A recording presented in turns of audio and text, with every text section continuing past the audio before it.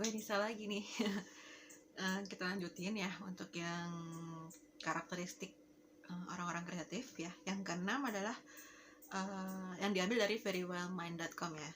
Yang keenam adalah orang-orang kreatif ini bangga tapi juga rendah hati. Ya kalau dari sisi gue, mungkin orang kreatif lain bangga, memang mereka menunjukkan bahwa bangga gitu. Tapi sebenarnya kayak kebanyakan orang enggak deh, ya kan? Mereka bangga tapi di dalam hati gitu lah, ya kan? Mereka bangga dalam hati tapi juga akhirnya rendah hati gitu, karena mereka tahu ini perjuangan untuk sampai ke titik ini, untuk bisa masuk ke bidang ini aja sudah luar biasa, apalagi bisa sampai ke titik tertentu yang sesuai dengan pencapaian kita gitu kan, sesuai dengan harapan kita. Itu luar biasa perjuangannya gitu kan. Apalagi kita orang-orang kreatif ini cenderung di luar ini ya, di luar standar kehidupan orang-orang biasa gitu kan, ya kan, karena pola pikir kita berbeda, prinsip dan visi misi kita berbeda, soal kehidupan, soal pekerjaan dan karir dan lain-lain gitu kan. Jadi untuk bisa mencapai suatu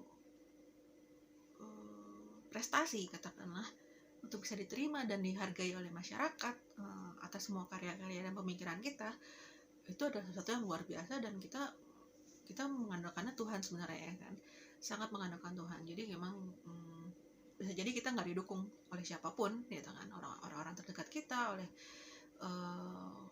mungkin kita nggak ada guru juga gitu kan, kita belajar sendiri gitu kan, kita meraih segala sesuatunya sendiri, kita percaya. Terus yang penting kita tetap kolaborasi dengan orang-orang yang memang sudah berkecimpung di bidang itu, dan memang sudah menjadi agen dari kayak katakanlah untuk penerbit atau industri musik segala macam gitu kan.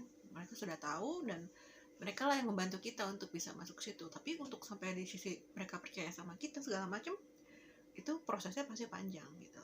Ada hal-hal yang mudah diraih, ada juga lebih banyak lagi yang sulit gitu kan. Tapi ya itu kita memerlukan kerja keras, kemudian sabar, gigih dan pantang menyerah gitu. Itu untuk sampai ke titik itu luar biasa, dan akhirnya kita jadi rendah hati. Kita nggak mungkin sombong karena kita tahu kerja keras kita luar biasa di situ. Nah, untuk yang ketujuh, ciri-ciri ketujuh, orang-orang kreatif tidak terbebani dengan peran gender yang kaku.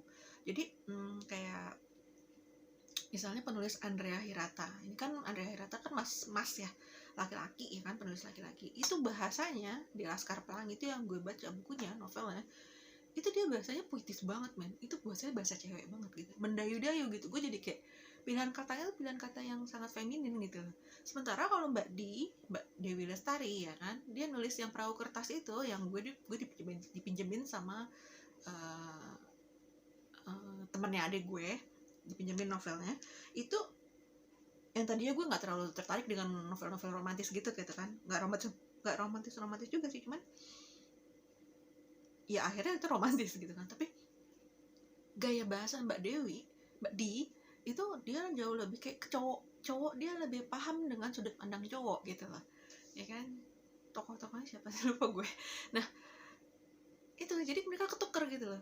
Si Andrea Hiratanya sisi femininnya kuat banget di novelnya, si Mbak Di sisi maskulinnya timbul gitu loh di novelnya. Cenderung netral kalau Mbak Di sih, cuman sisi maskulinnya lebih kelihatan gitu, lebih bisa memahami tokoh cowok ini gitu kan. Nah seperti itu. Terus kemudian jadi kita tuh nggak masalah kerjaan cowok kita kerjain ya kan, kalau yang cowok kerjaan cewek kita dikerjain sama mereka juga gitu, nggak masalah gitu ya. Emang itu orang kreatif gitu, nggak keberatan. Tapi kalau orang-orang yang nggak kreatif, orang-orang logis katakanlah, mereka cenderung strict gitu. Ini kerjaan cowok, ya udah cowok ngerjain ini gitu. Kalau cewek kerjainnya ini gitu, tugasnya ini. Nah itu kita tuh lepas dari pakem itu gitu, orang-orang kreatif ya kan. Kemudian yang ke-8, orang-orang kreatif ini konservatif tapi juga senang memberontak gitu kan. Karena kita terbiasa untuk berpikir seperti anak-anak ya, berpikir sederhana dari mula ya kan, berpikir kayak pemula. Terus kemudian tapi kita punya hal-hal atau prinsip-prinsip tertentu yang kita pikir bagus, kita ikutin, kita jalanin sampai seumur hidup kita.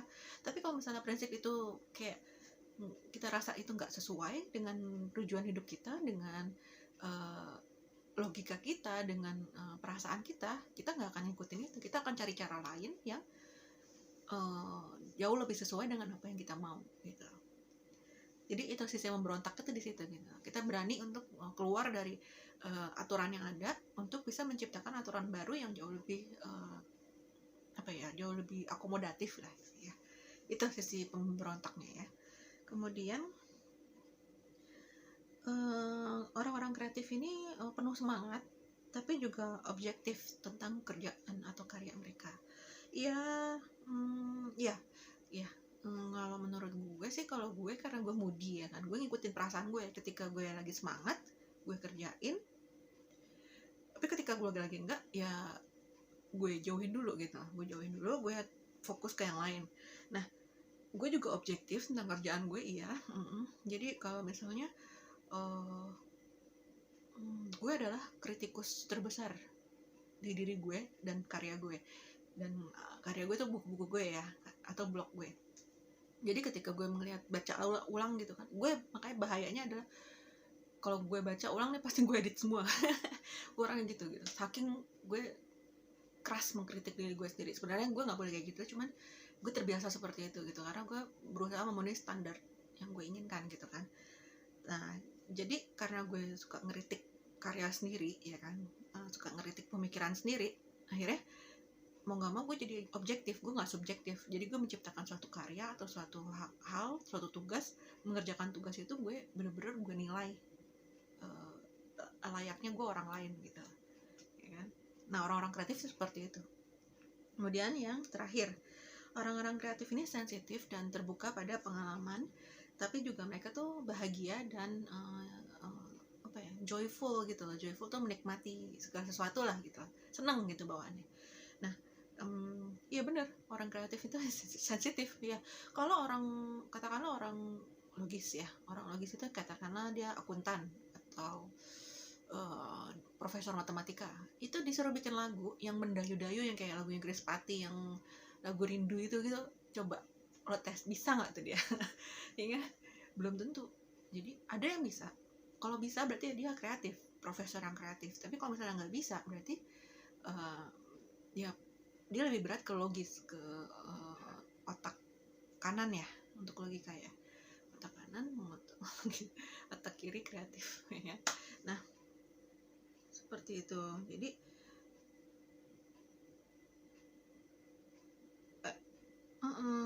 kayak gitu. Sorry, otak kanan tuh kreatif dan otak kiri logis. Nanti deh gue koreksi lagi kalau salah. Terus iya, jadi memang, dan mereka bawaannya seneng gitu, karena mereka ngikutin alur perasaan, bawaannya bahagia. Apalagi kalau kita mengerjakan pekerjaan yang kita seneng gitu ya. Oke, jadi itu dulu untuk yang karakteristiknya. Mungkin nanti kita bahas topik lainnya di video berikutnya ya. Terima kasih, bye.